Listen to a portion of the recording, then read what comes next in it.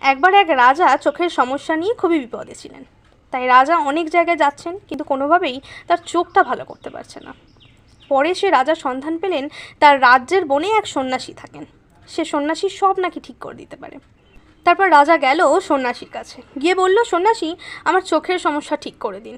সন্ন্যাসী দেখে বলল, রাজা, আমি আপনার সব সমস্যা বুঝতে পেরেছি। আপনি এক কাজ করুন, এখন থেকে শুধু লাল জিনিসের উপর চোখ দেবেন, শুধু লাল রং দেখবেন, তারপর দেখবেন সব ঠিক হয়ে গেছে। রাজা বলল, আচ্ছা, তবে ঠিক আছে। রাজা রাজ্যে ফিরে গিয়ে তার রাজপ্রাসাদ পুরোটা আর সব কিছু লাল রং করে ফেলল। কিছুদিন পর আস্তে আস্তে রাজার চোখ ভালো হতে লাগলো। তখন রাজা খুশি হয়ে তার সৈন্যদেরকে বলল, যাও, সেই সন্ন্যাসীকে নিয়ে আসো, আমি তাকে পুরস্কৃত করতে চাই। তারপর সন্ন্যাসী যখন আসলেন, তখন সৈন্যরা বালতি ভরে লাল রং দিয়ে তাকে ভিজিয়ে দিল। তারপর সন্ন্যাসী রাজার কাছে গেল। রাজা তাকে জিজ্ঞেস করলো, কেমন আছেন? তখন সেই সন্ন্যাসী বললেন, দেখতেই তো পাচ্ছেন। তিনি রাগান্বিত স্বরে বললেন, রাজা, আপনি আমাকে এমন লাল রং দিয়ে রঙিন কেন করলেন? পরে রাজা বললেন, কেন?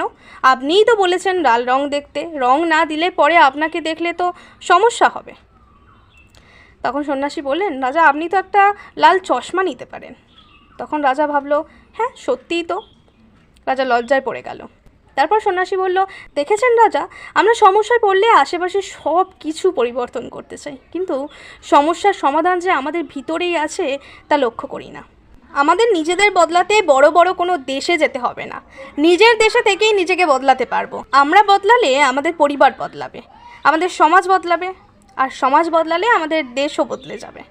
তো এখান থেকে আমরা একটা জিনিসই জানতে পারি, আমরা নিজেদের অনেক সমস্যাগুলো চাইলে নিজেদের মধ্যে সামান্য পরিবর্তন এনে প্রতিকার করতে পারি।